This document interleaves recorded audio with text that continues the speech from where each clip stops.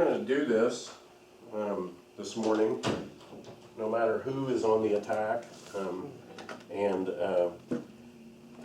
I shared with somebody earlier this morning that Wednesday night was a good night, and it was as good a night as I've had in the last 4 nights in regard to being able to talk and breathe and those kind of things. And so maybe, just maybe, and I don't know if you believe in this kind of stuff, but maybe the devil was just deciding that we just didn't need to continue to go on and move down that road. And so Wednesday night to Thursday morning, and I'm going to give you my sob story because I think you deserve it. Thanks. You're welcome. So Wednesday night to Thursday morning, I think I slept about in 30-minute increments, and would have to get up and blow my nose and clear out my throat. And Elizabeth was out on the couch. She left sometime early. I don't even know, and because she couldn't take it anymore. And that's the way it is. And I in the morning I'm very, very apologetic and very, very sorry. And she always responds with, "It's okay." And I know it's not okay because she's not sleeping either. And so then from Friday night to Saturday morning, I actually was sleeping about an hour at a time, maybe an hour and a half at a time, and thought I was doing a little bit better when I got up Saturday morning. But yesterday was one of those days when I just didn't move much. And I moved from downstairs to upstairs at one point, and other than that, I just didn't move much. And one of the things that I enjoy as much as anything in my life is when we're going to have our kids and they're going to be there for dinner, and Elizabeth asked me to cook out on the grill. I love doing that. And even last night, or yesterday afternoon, she had said, "Are you going to feel like grilling out?" Yes, I am. And then when it came time to it, then it was like, I just don't feel like it. I just can't do that. And I'm telling you all that because I do believe that there are spiritual forces in regard to us being attacked in many, many different ways. And those spiritual forces are very, very real. Jesus recognized those, and we need to recognize those as well in our own life. A lot of times on the swim team, there will be things that will be happening that has nothing to do with swim, has nothing to do with a stroke, has nothing to do with the ability to complete the task. But there are spiritual forces that are attacking. And those things are very, very real. But you don't tell parents and athletic directors, "Hey, we're having a little problem with some spiritual forces." Right? That's not what we say.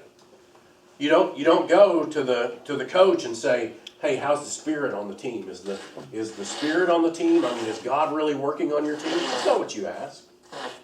It's not what you asked. And this was not planned. It's not written in here. But I definitely want you to know that there are spiritual forces attacking our school systems. There are spiritual forces attacking our youth. There are spiritual forces attacking our elderly. There are spiritual forces attacking our country. And yet we don't ever talk about that. We leave that in the background somehow.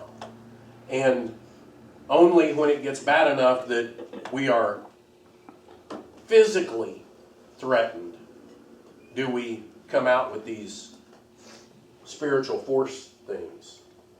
So I'm very sorry for the girl in Owasso. And yet, as a law enforcement person who watched all those videos yesterday, I'm not impressed. I'm not impressed. And yet you will hear about this for the next month or so. And if you haven't heard about it, just hang on, you're going to hear about it. It's not from me, because I'm not going to say much more about it than that.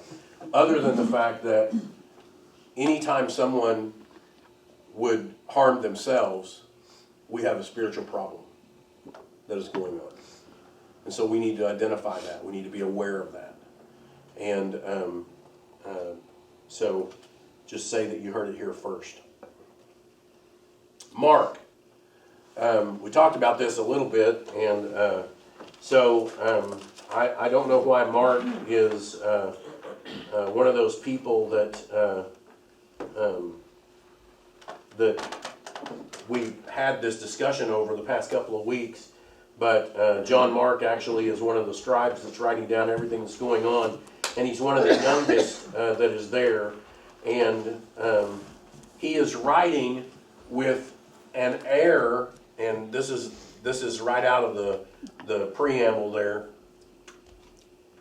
That's a good bass sound, you have to admit. Probably harder. No, it's not Carter.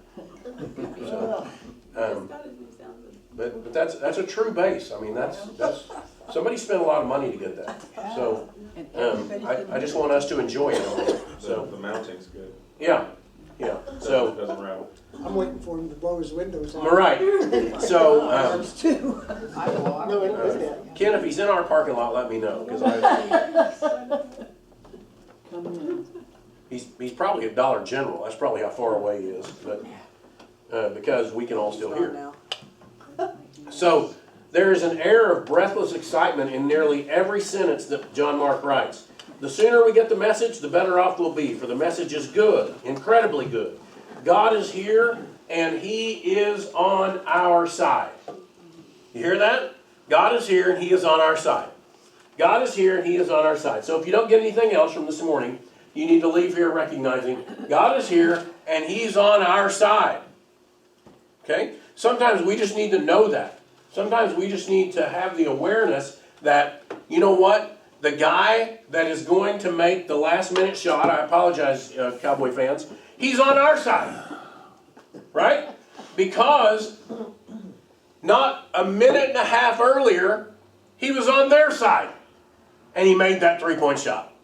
If you watched it, you watched it. I got to watch the very end of it. I was watching other things, and then I thought, OU OSU Ron. I got on there for the last 2 minutes of regulation. It was an incredible last 2 minutes of regulation. And I mean, it's incredible from my side because we ended up winning. But it doesn't matter if you were for either team. Both teams, it was like they were totally different teams the last 5 minutes of the game. They just like came out of nowhere, and they really were competing one-on-one against each other. And so you always think, wow. At least I think this way. By the way, I'm going to blow my nose. I'm going to cough. I'm going to hack. It's not catching. So just enjoy this. Yeah. Yeah. So it is so important, and everyone feels this way. It does not matter what side you come from. It does not matter what side you come from. But God just kept giving me wonderful descriptions of what Mark is saying here yesterday as I was watching the end of that game. And what we see is, it doesn't matter what side you're on. If you're an OSU fan, great. If you're an OU fan, great. But everyone at the end of the game is like, there's going to be something incredible happen. I just hope it's us. Now, I know you know that feeling because you've had other experiences where, you know, it's been nip and tuck, nip and tuck, nip and tuck. And you just hope right at the last minute that Bob Stoops doesn't say, let's kick to him again. Now, if you're an old fan, you know what that means. Yeah, that guy played in the pros for 9 years and ran back kickoffs all the time. And Bob Stoops, supposedly one of the greatest coaches of all time, says, hey, let's kick it to him again, see what happens. Well, it happened to be right in our end zone. He ran right in, scored, OSU won that football game. And so last night, or yesterday afternoon, it was such an incredible ending, and all I could stare at was the clock on the TV as it went down, and then boom, off balance, crazy. The first thing I thought of was he's out of bounds because I was looking at his feet, I was looking at the clock, and it just goes up and nothing but net. And all of a sudden you realize in that moment, that's us. We didn't die. And you know, if you've experienced OU OSU basketball over the last 15 years, OU doesn't have a great track record. Does not have a great track record playing Oklahoma State. And it has gone back and forth just like it always does in everything. But yesterday you thought, awesome. And then yesterday you get to see the presence of what Oklahoma looks like on national television with a young man standing in the stands shooting the finger to the national audience. And you think to yourself, oh, because at that point, quite honestly, you don't care if you're OU or OSU. All you care of is that's our state. And that's all we see. And then you think, well, maybe nobody will really notice it because it was on ESPN Plus. Until you go to Twitter, which is now called X, that's all you see. And so I know for a fact that we buy into this worldly thing of winning. And that leads us to the 8th chapter of Mark, the 31st through the 38th verse, where it reads this way. He then began to teach them that the Son of Man must suffer many things and be rejected by the elders, the chief priests, the teachers of the law, and that he must be killed, and after 3 days rise again. He spoke plainly about this, and Peter took him aside and began to rebuke him. But when Jesus turned and looked at his disciples, he rebuked Peter. Get behind me, Satan, he said. You do not have in mind the things of God, but the things of men. Then he called the crowd to him along with his disciples and said, if anyone would come after me, he must deny himself and take up his cross and follow me. For whoever wants to save his life will lose it. But whoever loses his life for me and for the gospel will save it. What good is it for a man to gain the whole world, yet forfeit his soul? Or, what can a man give in exchange for his soul? If anyone is ashamed of me and my words in this adulterous and sinful generation, the Son of Man will be ashamed of him when he comes in his Father's glory with the holy angels. May God add his blessing to the reading of this word. Beloved, this is the word of the Lord. Thanks be to God. So we can't take it out of context. That's the first thing you want to hear. You can't take it out of context. So, if this passage is taken out of context, then basically what it says is, if you're going to be a good boy, you're going to die for Jesus. If you're going to be a good disciple, you're going to die for Jesus. Now, how does that fit? Well, it doesn't fit very well. It just doesn't fit very well. That the only thing that I can do if I'm going to be a good Christian is end up dead. But yet, that's been preached. It's called hellfire and damnation. Either you're going to do right or you're going to go to hell. So the only way to live is to die to yourself and to live for Christ. But dying to myself, what does that really mean? One of the things that comes about in the midst of that is this. Mark is writing from 70 years after Jesus' death. He has already seen Peter crucified upside down. He has already seen other disciples who have gone out and ended up being martyred for their faith. So Mark is writing, it's kind of a half one. I don't think I need a half one. I think I need a whole one.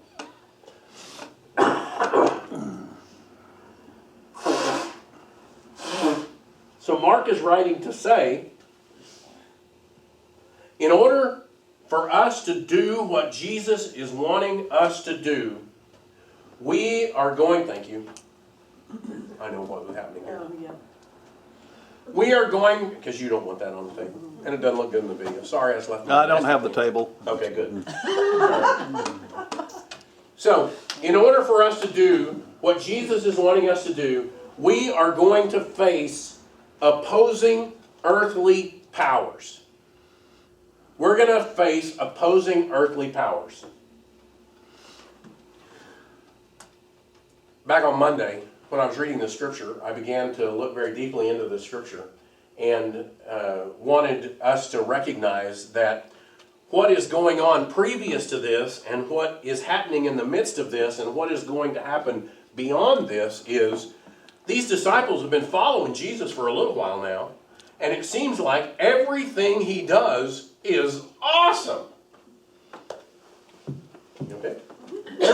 he does is awesome. He goes around healing people. He goes around sticking it back in the faces of the Sadducees and the Pharisees and the rabbis and the priests. He goes around making blind men see. He goes around making mutes talk. He goes around letting people that are deaf hear. Everywhere he goes, I mean, it's just a crowd of people that just keep coming to him. He has previously just fed 4,000 and then 5,000. I mean, they are walking the high. You would think that their name was Travis Kelce. Okay? You would think that he was out there dating somebody important. And people, I love the fact that back when all of that happened and Taylor Swift and Travis Kelce and they decided, woo, they're a big deal. Do you know what they actually said? The Kansas City Chiefs organization made another $80 million a year just because she was showing up to the games. Beloved, that's exactly what the disciples were doing. We've got Jesus. We've got Jesus. This is so cool. Look at the money we're going to make with this. Look at the power we have. It doesn't matter what happens. He just seems to talk people off the ledge. Everything is good.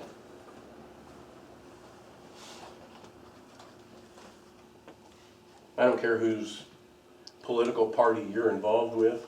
I don't care who you believe in or who you don't believe in. Because quite honestly, this is a spiritual issue. And your political party, I don't care what you've been told. I don't care what preacher is standing behind him. It is not a spiritual issue. Was our country founded on some spiritual base? Absolutely. Don't let anybody tell you any different. But we have come so far from the Constitution, that doesn't matter anymore. Nobody, it's just whoever will say what to whatever they need. Because we're in power, we've got it. That's what the disciples were doing. They were running along behind him. Beloved, I believe there are times in your life and in my life, and you can admit it or not, sometimes you have been a believer only because of what it would get you. Just let that settle. I went and picked out this picture. And I went and picked out this picture for two reasons. One, I'll admit, I'm absolutely overwhelmed with jealousy. I am. Let's just be honest. Confession is good for the soul, right? That's what we talked about on Wednesday night. I'm overcome with jealousy. And I'm overcome with jealousy because all you've got to do is say, we're having baptism weekend. And people come out of the woodwork to go into this fake pool with some guys that we're the baptism team, and you get a t-shirt, and you can just show up that day, and you can get your baptism. And all of a sudden, you are God's gift to Christianity for that day. I have this, again, confession. I have this struggle going on in my own personal family. Because I want to make sure, because I feel it's important to make sure we know what we're doing before we dunk them. And yet that's not the world we live in. The world we live in says, I want to go get dunked. Look at all those people getting dunked. I want to be one of those. Now I don't want you to think that like we've got this fight going on. It's just I believe I want it to be, because when you come up out of the water, I want you to feel kind of like that guy and that girl and these two preachers that are saying, we got two. But I want you to feel that, knowing that from that day on, you will be opposing earthly powers. It doesn't come easy. Your life, in order to respond to this, must change. You now have to go on the offensive and be prepared with the defensive. Well, this passage picks up in the middle of a private conversation. I think this is very interesting here. The passage picks up in the middle of a private conversation. He's talking to the disciples, right? That's who he's talking to when he starts out. He's talking to the disciples. And he says, he began to teach them, the Son of Man must suffer many things, be rejected by the elders, chief priests, and teachers of the law. And he must be killed, and after 3 days rise again. He spoke plainly about it, right? He told them, hey, this is going to be rough. And in order for you to be along with this, you're going to be there with me. And what do they do? You see, we give Peter the bad call. It's not just Peter. Peter's just the one that had nerve enough, because he's just kind of crazy, just to say, whoa, whoa, Taylor Swift never did that to me. No, don't say that. You can't build us up with this thing. We just served 9,000 people bread and fish. Don't build us up like this and then say, oh, by the way, I'm going to go die. And so when Jesus responds to him, he says, you don't have in mind the things of God, but the things of men. You have in mind taking the White House back. You have in mind winning the state championship. You have in mind driving a new car every other year. You have in mind having everything good for you. That's what you have in mind, but that's not the way it is, Peter. The way it is in order for you to live, you got to die. And so what does Jesus do? Well, he turns to everybody else. Because obviously the disciples are way too close to this. They've been enjoying the fruit. And so he turns to everyone else, and then he called the crowd to him along with his disciples and said, if anyone... Oh, wait a minute. We're disciples, right? You don't have to answer that question. I'm just going to add you in. We're disciples, right? I mean, we're the ones that get up and go to church every Sunday. We're the ones that, come early and pray. We're the ones that come on Wednesday night. We're the ones that have been looking for mission projects. We're the ones that have been doing all this stuff. We're the disciples. But Jesus says, hey, if you're not willing to walk the road I'm walking, I'm going to open it to everyone. And so Jesus says, to anyone would come after me, he must deny himself and take up his cross and follow me. Verse 35, for whoever.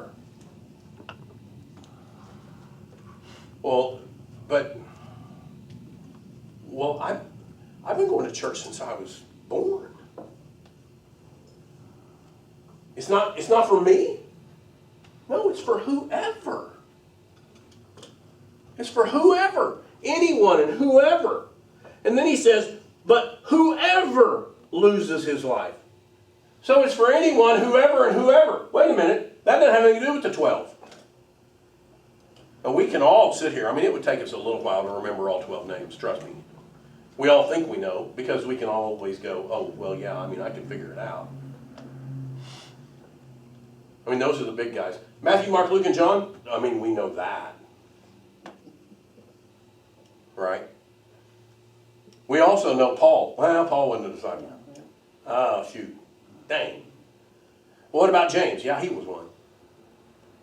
So, we run along this thing because we're on the inside. Right? We're a part of the inside crowd. Jesus turns to the crowd. And he says, anyone, whoever, doesn't matter. And at that, he's basically saying, hey, this road leads to the cross. This road leads to the cross. That's where we are in Lent. This road is leading to the cross. And as much as you'd like in or like out, you haven't got much choice. I wonder if there is a point that before all this happened, before the water splashing everywhere, I wonder if there's a point that they say, listen, I know you want to do this, I mean, the shirts really do look nice, I gotta be honest. I mean, these are good-looking shirts. We're gonna give you a Bible. And now you know that I'm parodying this, because the truth is I've never been to go and have this done. But I do know several kids that I've talked to in high school that said, you know what happened this weekend? What? I went and got baptized. Awesome! How'd that come about? Well, I saw it, and it just said, there was a big billboard out that said, you want to get baptized this Sunday? I made the phone call, I got online, made a reservation, and I'm there. It's like on Yelp, or, Open Table. I mean, we got a reservation on Open Table, didn't we? So, we never got wet, though. I mean, we just went and ate. So, I just wonder sometimes, did somebody say, oh, by the way, if you do this, your life is going to turn to crap? Because all that stuff that you have been doing is no longer, and all this stuff that you are saying you're going to do is quite a different road. Now, I love the fact that for some of us, and I run into these people more and more, I am one of these people.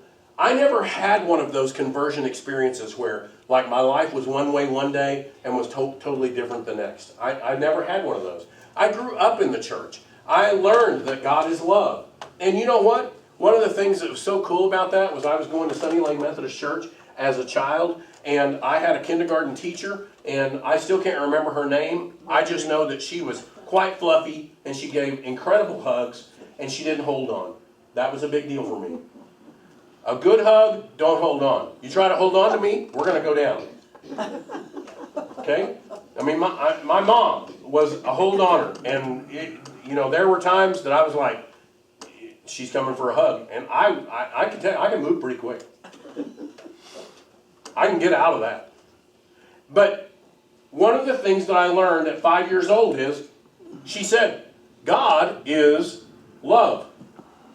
She didn't try to describe that. She didn't try to say what that meant. She just said, God is love. Well, I know what love is. Love's cool. Love's awesome.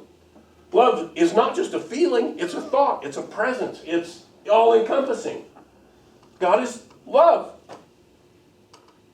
Now, I went to seminary to where they basically said, well, look, that's pretty simple of you thinking that. Let's talk about that. Let's discuss that. Let's, first of all, what's your idea of God? See, that's where we get in trouble. Is because our earthly oppression is, well, now wait a minute, maybe you need to think of it like this. No, Jesus just said, hey, you want to gain your life, you lose it. You're going to have to pick up your cross every day. Do you know what it looks like to pick up a cross every day? No, seriously, do you know what it looks like to pick up a cross every day? One of the things that we've always talked about is that guy that walks from California to New York dragging a cross. He's got a wheel on it, by the way. If you didn't know, I've seen him up and down the interstate here. I mean, I haven't seen him in a few years, but I've seen the wheel on the back of the cross. He comes right by your house sometimes. And so, but do you know what it means to pick up a cross every day? That's not the cross he's talking about. He's not talking about making a scene with the cross. He's talking about all of the crap that is going to put you on a cross and kill you. You got to pick that up every day. Every single day. When are you going to stand up for the things that Jesus won't tolerate? Did you hear what I just said? My understanding of Jesus from the scripture is this. Jesus is not a very tolerant person. Whenever somebody hugs him and holds on, he finds a different path. And that's what he said to the disciples. He said, hey, this is what it looks like. You can either be a part of it or not. But if you're not going to be a part of it, hey, all these other people standing around here, I'm going to open it up to everybody. And it was the plan all along. Jesus is unflinching in his insistence that the divine mission is to welcome and reconcile sinners. And that overrides the stigma of associating with them. Did you hear what I said? It overrides the stigma of associating with them. You don't like gay people? That's your problem. It's not Jesus' problem. Does Jesus say, all gays come unto me, everything you do is great? No, that's not what he says. That's not what he says. But he says, if you'll pick up your cross every day and follow me, we're going to be good. Because obviously they have a cross to bear. What's your cross? What's your cross? I know my cross. We talked about it on Wednesday night. You thought you might get out without hearing that again, maybe. We talked about it on Wednesday night. What's your sin? What is that you need to confess? That which you don't even talk to anyone else about. What is it that is holding you from truly living for Jesus? What is the cross that you bear? Well, some confession is very, very important. We went to South Africa. I don't know the date. Took our whole stinking family. Mike and I had been there before, had a great time, so we decided, it'd be fun for all of us to go. And we had done a lot of work on this mission trip, and so I've been there 2 times now. Ron's been there once, and anyway, Elizabeth, because Elizabeth is like I know where Joshua gets the, and Emily, because I don't have that in me at all. But they have this whole thing about, you know what, we could market this. And so Elizabeth says, let's have t-shirts. Which, I'm like, okay, because I'm not into that. I mean, literally, I used to be a youth director, and while I was in a youth director, I had a clip art book. Because that was the extent of my imagination, was somebody else doing clip art. And so I would put clip art on these spring break t-shirts and these summer camp things, because I was like, I don't know. And a lot of people, after a while, and the reason youth directors don't last more than 18 months some places, I lasted 5 years at a place, but they run out of clip art. Yeah, thank you, Joshua, I appreciate it. The reason youth directors don't last very long is they run out of clip art. And finally the kids go, that's not lame, man. That's the same kind of clip art you used on that other deal. And you're like, yeah, well.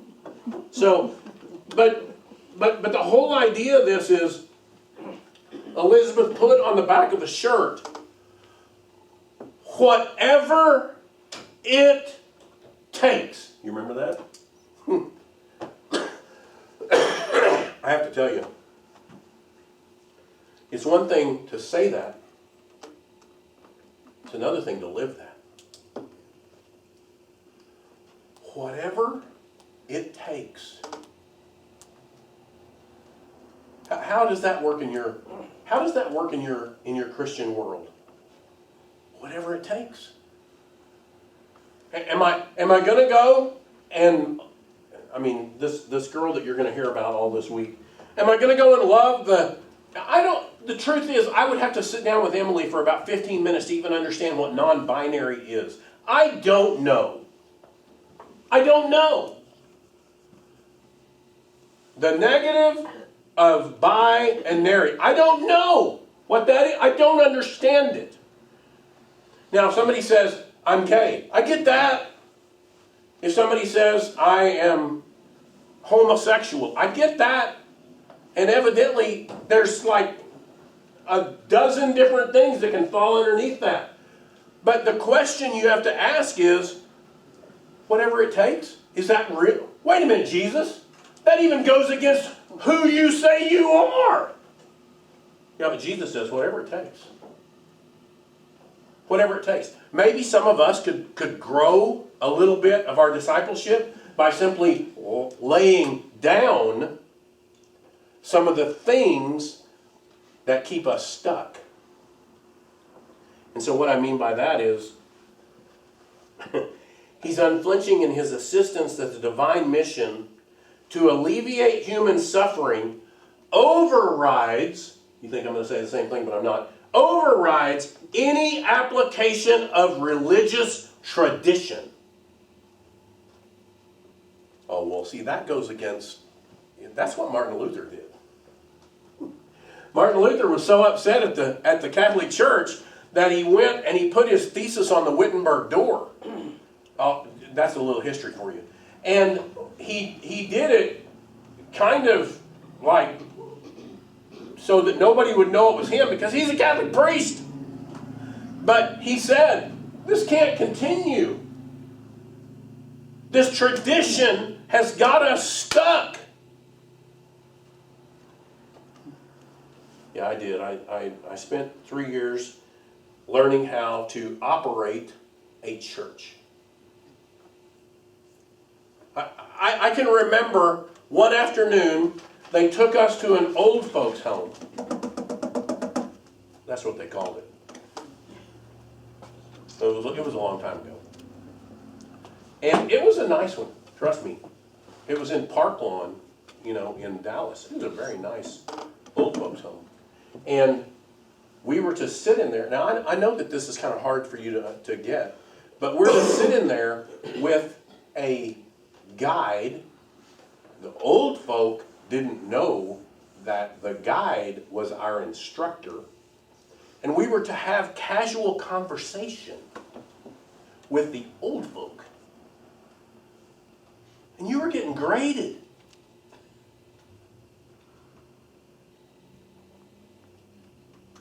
Do you know how awkward that is? But we want you to hold this traditional line of this is what it looks like, this is where it goes. I called one of my friends and I said, did you have to do that? He said, no. He went to Oral Roberts. You know what Oral Roberts cared about? Your spirit. Your spirit. Now, I will admit, Oral Roberts had his own quirks too. I'll send you a prayer cloth. If y'all want any prayer cloths, I can sell you some prayer cloths, by the way. No, I can't sell them to you. But if you will give me a donation, I will get you a prayer cloth. There you go. Because if I sell them to you, I got to charge you tax, and then I'm in business, and that's a whole different thing. So, Jesus inevitably, he elicits this antagonism, and eventually violent antagonism, from everybody that he's around. He even elicited it from his own disciples. When Peter said, hey, who the heck do you think you are? I know, I love that. And I love it because it's one of those times when you recognize that God says, it's okay for you to question me. I may call you a bad name, but it's okay for you to question me. Now, the reason I say I may call you a bad name is because bad names have changed over the last 50 years. They've changed. The truth is, when I was in elementary school, if you said, you're the devil, that was pretty bad. Now, if you say you're the devil, a lot of people go, yes, I am. That doesn't sound bad. Jesus must die. He must die. He must die. And he's telling them, I must die. And so, Mark's audience most likely knows what Mark's narrative itself only promises. And that is that the risen Jesus will gather them up later. Do you hear that? That there is something coming later. But the disciples are so caught up in the present that they can't see beyond.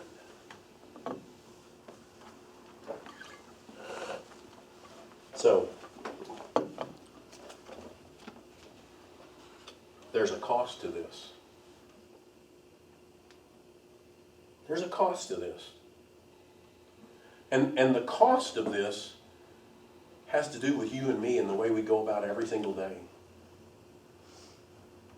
Hey, guess what? Some days, the price is going to be high. Other days, it's not. Some days, there's going to be something little. And you're going to say, oh, I got enough of that. here, I got a buck. And you're going to say, it wasn't that bad. I kind of stood up for myself there, and it didn't feel like I was dying.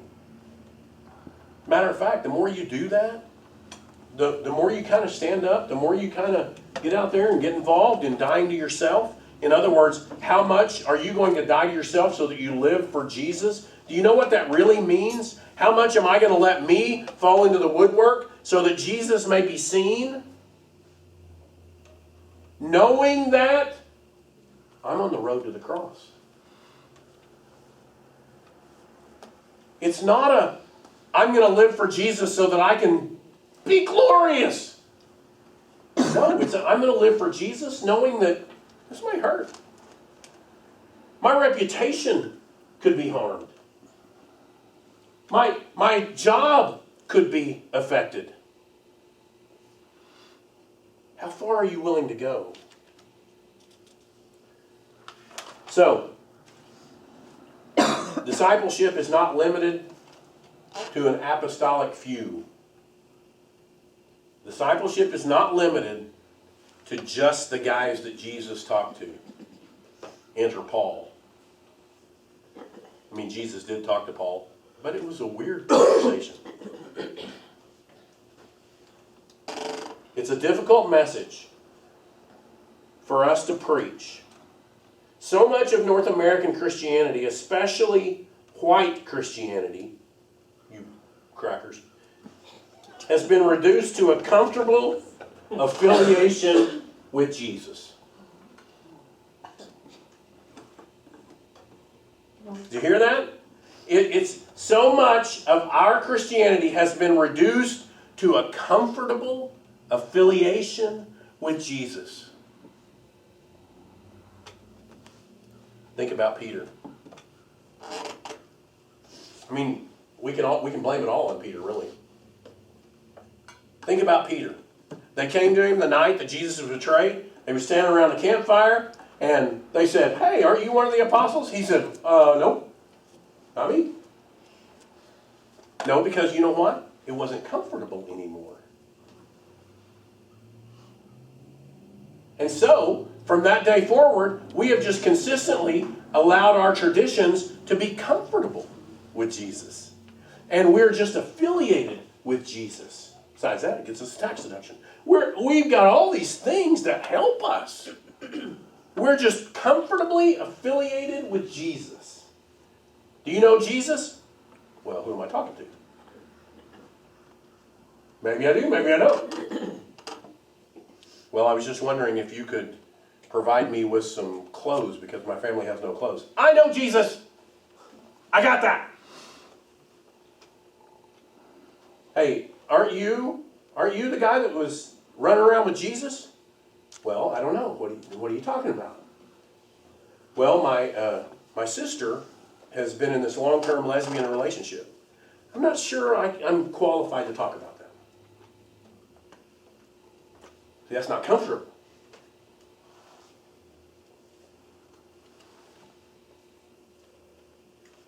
So what's the relevance of this passage for us? Hopefully you've kind of gotten part of the relevance, but the main relevance is this. Discipleship. If you choose, I love this because it sounds kind of like, what's the television show? It was a television show, now it's a movie. What? The Chosen? No, that was close. I mean, no, it wasn't even close at all. But I don't want you to feel bad. It's the movie that... Mission Impossible. There you go. You knew where I was headed. Mission Impossible. If you choose... See, the television show used to always have the question at the beginning of the entrance. And that, for people who watch television show, you understand. At the beginning of the prologue, they would say, if you choose to accept this mission... I love that. Because the truth is, you do have a choice. So, discipleship, if you choose to be a disciple, amounts to participation. If you're going to be a disciple, you don't get to choose your participation. You're either in or you're out.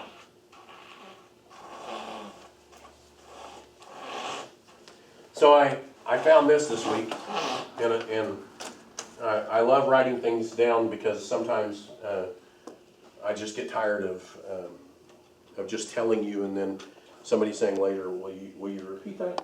But may we never be too smart, too important, too spiritual, too political, too powerful, too talented, too wealthy, too influential, too busy, too irritated, too frustrated, too hurt, too distracted, too proud, too whatever it is for you to take up the cross for others. Beloved, if you're willing to let this be your mantra, then I can guarantee you that it will no longer be a comfortable affiliation. But it'll be a road to the cross. And God will bless you on that journey. In Jesus' name. Amen.